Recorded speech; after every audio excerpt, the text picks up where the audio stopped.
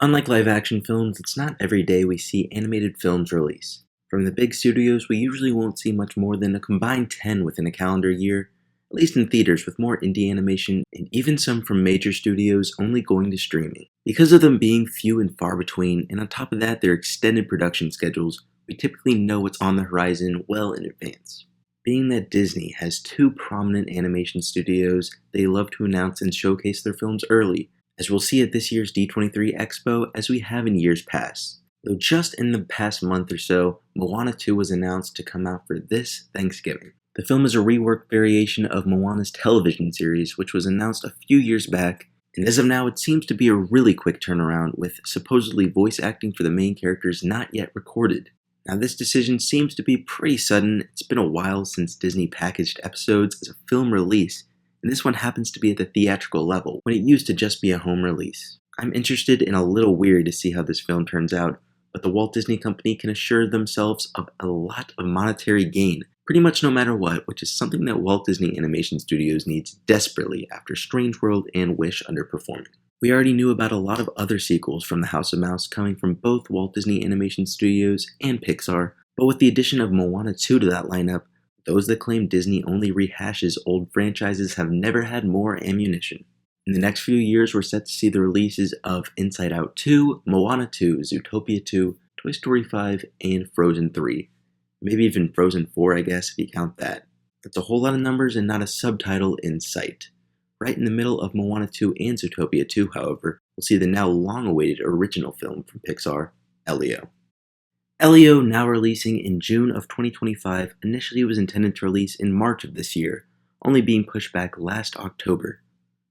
The delay seemed pretty sudden as the writers and actors strike were both coming to a close, and it seemed as though productions were on the verge of resuming. It didn't seem like it would affect this film though, since information was released that a lot of vocal recordings were done prior to these strikes. The weirdest part about the 15-month delay, however, is the fact that a trailer, albeit a teaser, had been playing for months by that point.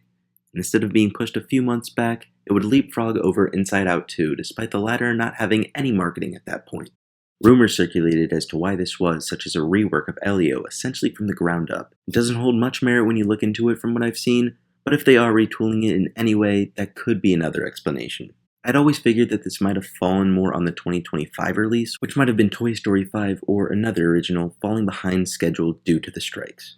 Instead of pushing back Inside Out 2, they opted for Elio, since not only did the sequel have a better chance at being a success for the Pixar brand's continued comeback, but it represented one of the few bright spots in the Disney lineup. Having both would have of course been better, but being in a position where I think they only could have had one for the year, this seems to have been the better call to drive revenue for the year. While another original film from Pixar will likely take up the March 2026 release, as it's a pretty safe bet that Toy Story 5 will go in June, right now Elio stands ignored for the thousands of posts on social media calling attention to a sequel problem at Disney, or more likely it'll just go unmentioned. I do want to talk about these upcoming sequels a bit, even the non-Pixar ones for a change, but first, let's give Elio his time in the spotlight.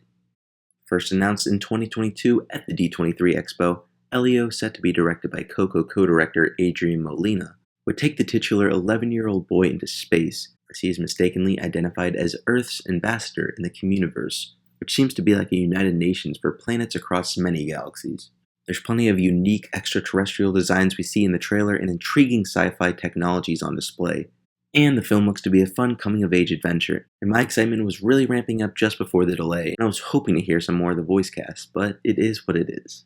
Being that the delay was sudden, a lot of merchandise was already being prepped for around this time. Thus, we're seeing McDonald's Happy Meal toys released. As of now, just in Latin America, but we have obtained the names of some new characters. Elio Solis and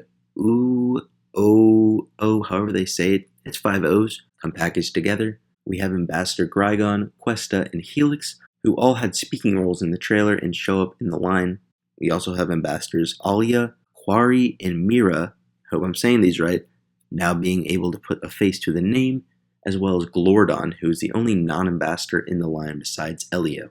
So perhaps this character or creature will play a significant role in the film. Interestingly enough, Elio's mother, Major Olga Solis, who's featured in the trailer and one of the few with an assigned voice actor, does not appear here, as well as 2 ambassadors, Tereus and Tagman, hopefully I said those right again, who also speak in the teaser.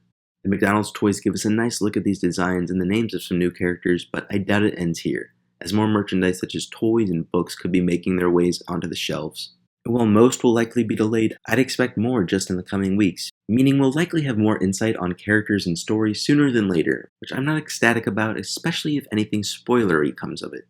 One more thing that I have to mention about the film is its logo change. I don't think anyone cares enough to bring it up, but here I am.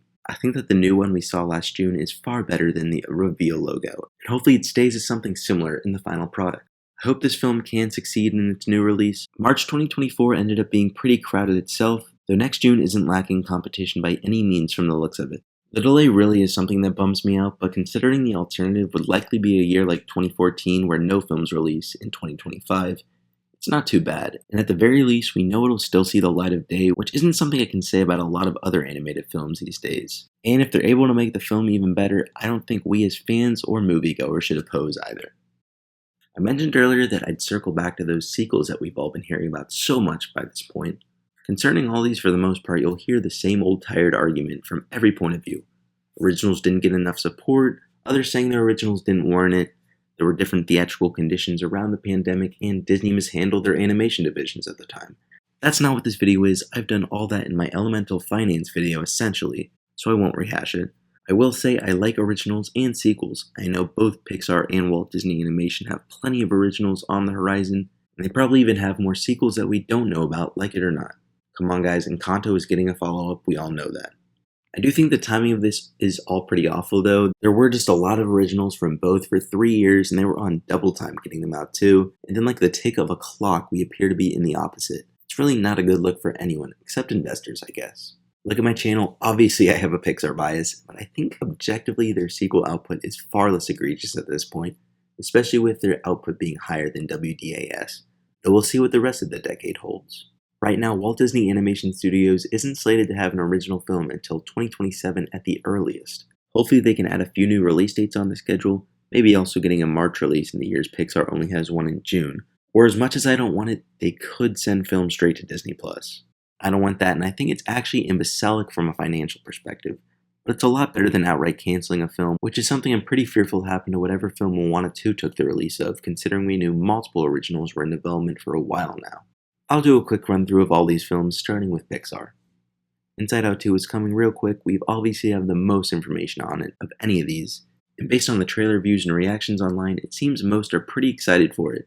It's Pixar's highest grossing original film without a sequel, so it makes sense, and it's one that's been asked for a lot, and it really helps that the hook is something that pretty much everyone can get on board with. I'm a little more optimistic on the outlook of this summer's box office than most, but I certainly think that this is one of the standouts no matter what. I am just getting really excited for this one. We've seen the trailers, we've seen the new emotions, and it's really just a waiting game at this point for me. Toy Story 5 is one that has not been in the favor of most. We don't know a thing about it as of yet, but I feel like we'll get some tidbits at D23 this year. I haven't talked too much about this film yet on this channel, but I'll say right now I trust whatever they have in store. They've proven time and time again they can deliver with these characters. A lot of times though, people have just thought the saga should have ended. Now will this be the definitive end to these characters? At this point, who knows if that's possible. I've got plenty of ideas for where this franchise can go. I think as long as they can sell it well in the first couple of trailers, they can get past the whole milking the Toy Story cow mindset that a lot are exhibiting. And I also like the idea of this commemorating the 40-year anniversary of the company, since for a lot of people, you think Pixar, you think Toy Story. I do just feel like those at Pixar have too much care for all their franchises to not put the effort in.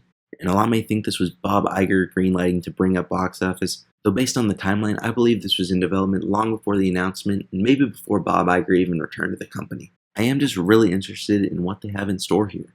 On to the other studio, first we have Moana 2. The opening to this video kind of addressed some concerns I have with the project, and out of the whole list of sequels, it's certainly the one to be the most cautious of considering all these factors. The artwork release for this was truly beautiful, and the animation seems to have only gone up since the first film. Luckily, this wasn't sent off to another studio amid television production to my knowledge. I think this film will put up absolute numbers in the box office and when it first launches on streaming, but the longevity of this film and the first will severely be impacted by the quality, with unfavorable reviews creating some possibly major issues for Disney, which is why I'm super surprised they'd pull such a rush job on this one.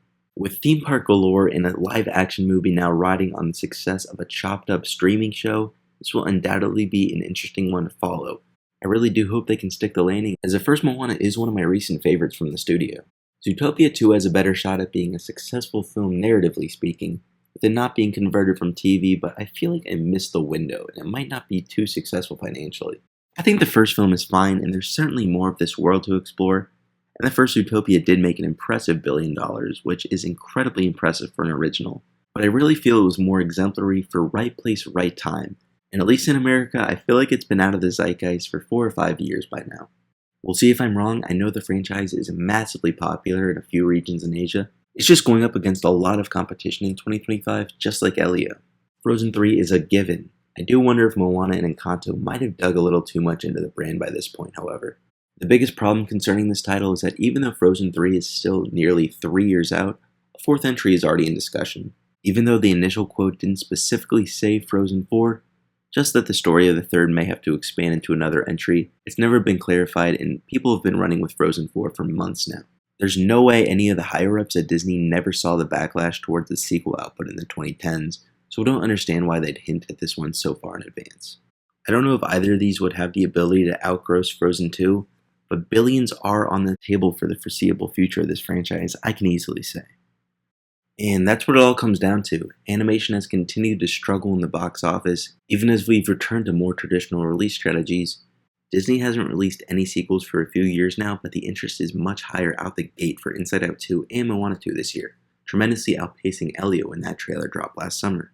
I've seen some pretty unsubstantiated rumors for Incredibles 3 and a new entry in the Finding Nemo film series, likely called Finding Marlin. Both make sense, but I hope there are plenty of originals in between these if they come into fruition. I don't think Disney or Pixar have a sequel problem, though it does appear a little desperate. It feels that Disney and Pixar don't have the same leeway as other animation studios, and maybe that comes down to their legacies weighing them down or propping them up. What do you all think of Elio, though? It's likely left your conscious for the time being, but around this time in the last few weeks, you've probably seen posts about how it was supposed to release. But we won't be hearing about it too much again until Inside Out 2 releases, I suppose. Thank you all for watching. That's about all I got today. Write down in the comments what you think about any of the films I talked about today, what you're most excited for, and what concerns you have, if any. And how do you think the general public will respond to all these box office and all that? I'm interested in seeing what you all have to say. Take care, everyone, and I'll see you all in the next one.